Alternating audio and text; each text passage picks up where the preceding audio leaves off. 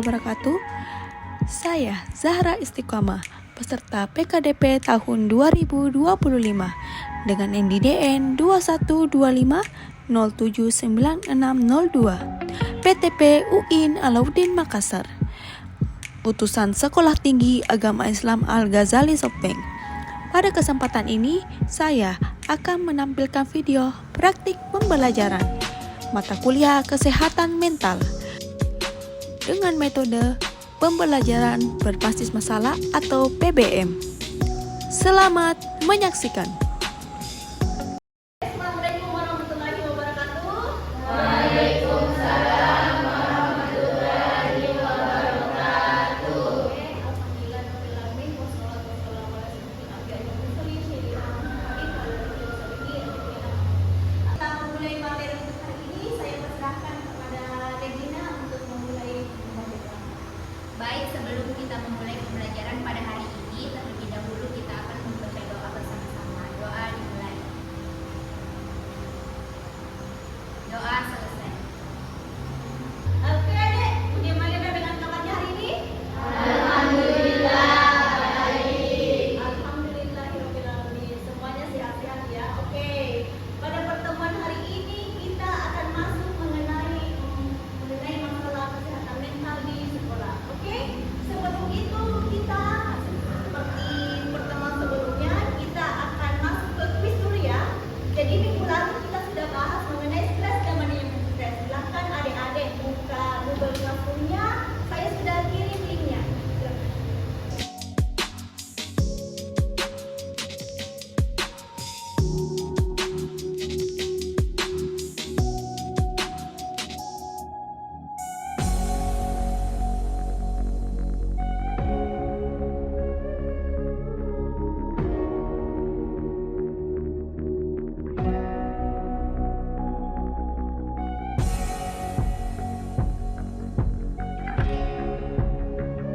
Oke, adik-adik sudah masuk semua ya di kuisnya ya? Oke. Saya mulai ya kuisnya. Oke. Silakan.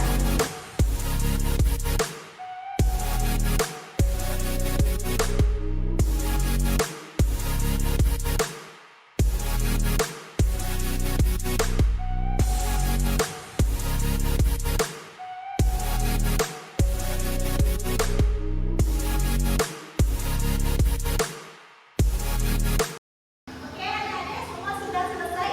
Sudah. Saya ambil ya kuisnya.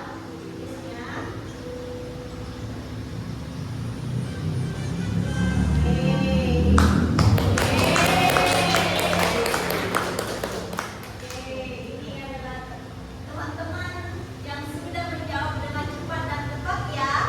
Oke. Dari materi yang minggu lalu yang sudah kita bahas ya. Oke. Nih, mengelola stres secara efektif akan berdampak pada meningkatnya produktivitas dan kesejahteraan. Dan masih ada ya satu orang yang terkecoh. Oke, selanjutnya apa yang terjadi jika seseorang mengalami stres dalam jangka panjang? Kemungkinan mengalami depresi yang meningkat. Alhamdulillah semua betul. Tadi kita sudah menyelesaikan kuis ya mengenai materi minggu lalu tentang stres dan manajemen stres. Baik, sebelum saya masuk materi kita explain dulu ya untuk merefreshkan otak ya. Oke. Jadi explaining-nya itu adalah kalau aku adalah. Jadi ada rumusnya ya. Rumusnya itu lengkapi kalimat nanti yang akan dipaparkan di PowerPoint. Jadi kalimat ini melengkapi dengan jujur dan bebas. Tidak ada yang benar, tidak ada yang salah. Jadi bebas. Terserah kalian ya. Oke. Jadi kata ini kalau aku adalah misalnya ada sebuah benda atau suasana atau alam, aku akan menjadi apa? Gitu. Karena apa? Gitu. Jadi kayak sebab akibat ya. Oke. Untuk yang pertama, kalau aku adalah cuaca, hari ini aku titik-titik karena titik-titik. Ada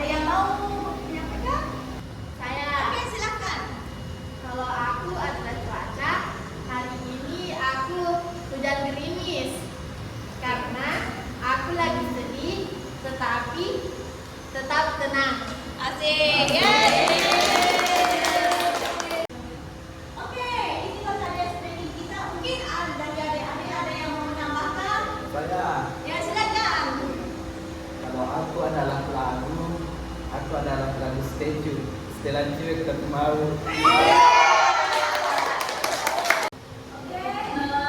Kita tadi sudah tulis juga ya mengenai materi yang kemarin, dan untuk pertemuan kali ini kita masuk ya mengenai kesehatan mental di sekolah. Jadi ini termasuk dalam PPS, ada PPS. Jadi tujuannya adalah mahasiswa mampu mengenai kesehatan mental di sekolah. Oke, jadi kesehatan mental di sekolah itu merupakan aspek penting ya, yang perlu diperhatikan untuk menciptakan lingkungan belajar yang sehat dan produktif bagi peserta didik nantinya. Kemudian masalah kesehatan mental di kalangan pelajar semakin mendapatkan perhatian karena dapat mempengaruhi kesehatan mereka, perkembangan akademik dan hubungan sosial. Hubungan sosial itu seperti apa? Hubungan pertemanannya, hubungan dia dengan guru nantinya, pendidikan dan pendidik. Kemudian beberapa hal yang terkait kesehatan mental di sekolah itu meliputi stres akademik, misalnya dituntut dengan orang tuanya dituntut untuk selalu mendapatkan nilai bagus, itu kan stres juga kan. Yang kedua, bullying dan perundungan, itu bisa terjadi di sekolah kan. Sedikit-sedikit diejek atau mungkin karena tidak bisa menulis dengan sempurna, atau dia mungkin karena pendiam di sekolah sampai diejek kan. Kalian sebagai nanti tenaga pendidik, menurut kalian nantinya mengapa sekolah sangat penting, ini ya, mengapa kesehatan mental itu penting bagi sekolah? Ada yang ingin memberikan tanggapan? Tanggapan? Saya Bu, Ya silakan. kesehatan mental di sekolah itu penting karena bisa mempengaruhi beberapa aspek kehidupan siswa seperti kinerja akademik dan hubungan sosialnya. Oke. Nah, di sini ada beberapa cara kepribadian tenaga pendidik dapat mempengaruhi karakter peserta didik. Jadi yang pertama itu ada hangat dan empatik, dampaknya itu peningkatan rasa percaya diri, berperilaku baik. Kemudian ada tegas dan disiplin, itu perilaku, dampaknya perilaku mudah perilaku lebih terkontrol, pengembangan tanggung jawab dan kurangnya gangguan.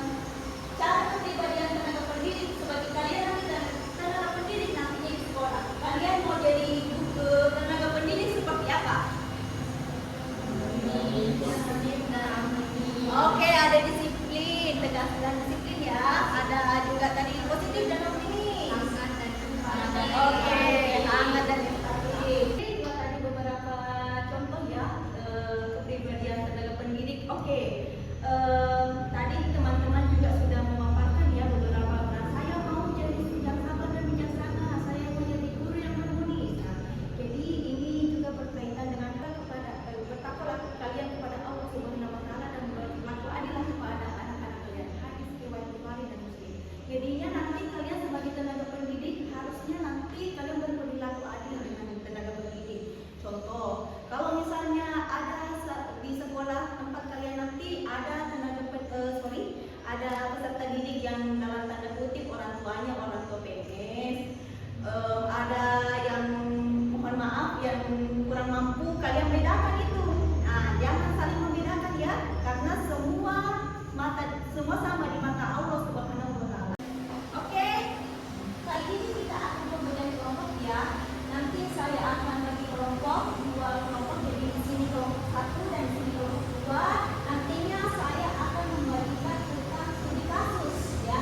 Jadi kelompok 1 berbeda kasusnya, kelompok 2 juga berbeda kasusnya. Oke, silahkan mejanya diatur dulu dalam bentuk kita ya.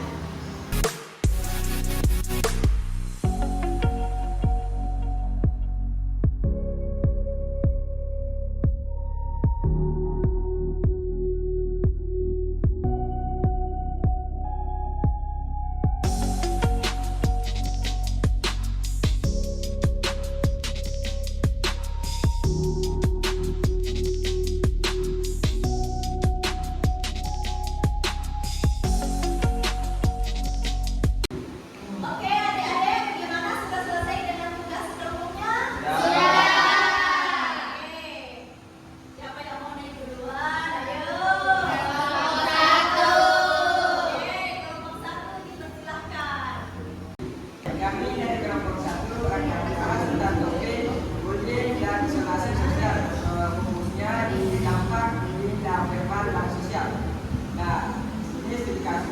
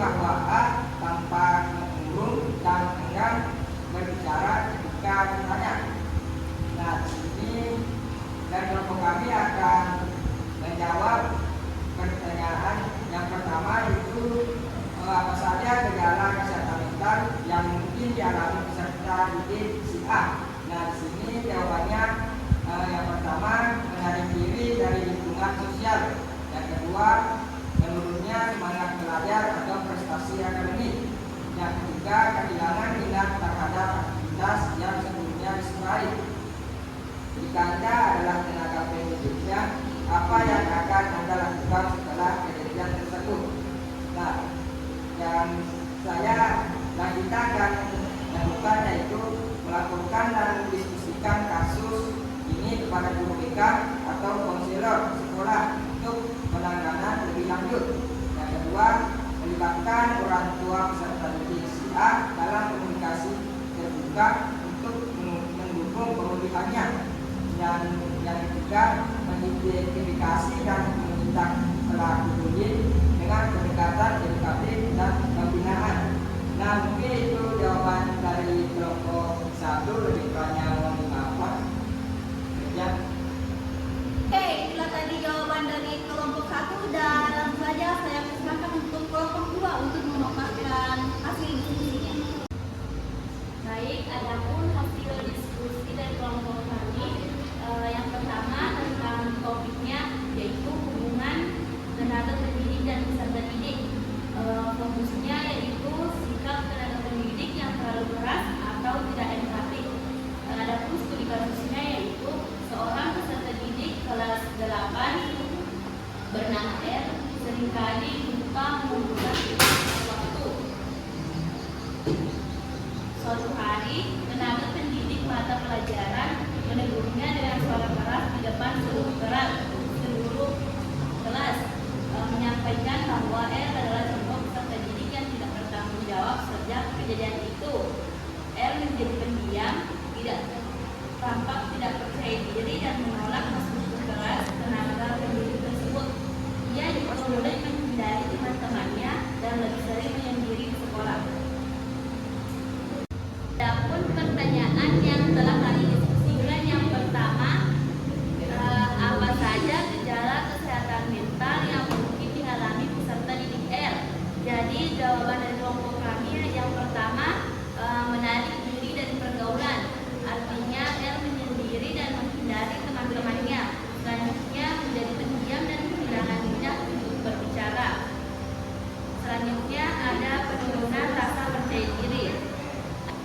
Jika Anda adalah tenaga pendidiknya, apa yang akan Anda lakukan setelah kejadian tersebut? Jadi menurut kami yaitu meminta maaf secara pribadi kepada peserta didik atas cara penyampaian teguran yang salah. Yang kedua, mengajak peserta didik berdiskusi secara terbuka, mencari tahu alasan keterlambatan tugas dan memberikan solusi bersama. Yang ketiga, mendukung dan membangun kembali kepercayaan dirinya, misalnya dengan memberi ujian atau tanggung jawab kecil di kelas. Mungkin cukup sekian dari kelompok kami. Terima kasih. Assalamualaikum warahmatullahi wabarakatuh. Oke, kita beri aplaus dulu ke kelompok. Pemaparan ya dari kedua kelompok yang sudah memaparkan studi kasus ya, ada perilaku di sekolah dan ada perilaku yang kurang menyenangkan dari peserta didik. Tenaga pendidik ya. Oke, mungkin dari adik-adik bisa paham ya mengenai materi hari ini. Dan saya akan memberikan tugas individu. Jadi tugasnya itu ini mencari berita mengenai kasus atau permasalahan yang terjadi di sekolah. Kurang lebih sama seperti tadi ya. Yang kemudian adik-adik membaca masalah yang terjadi dalam berita tersebut. Adik rangkum secara singkat mengenai beritanya. Kemudian serta pencegahan atau solusi agar permasalahan tersebut di sekolah tidak terjadi menurut pendapat adik-adik masing-masing sebagai calon tenaga pendidik ya nantinya. Oke, cukup sekian untuk kali ini. Sebelum saya menutup, saya akan memberi kata-kata untuk hari ini. Jadi hari ini mungkin kita pelajari itu sedikit, tetapi bisa jadi itulah bekal besar untuk masa depan kita. Jadi adik-adik sebagai tenaga pendidik nantinya semoga menjadi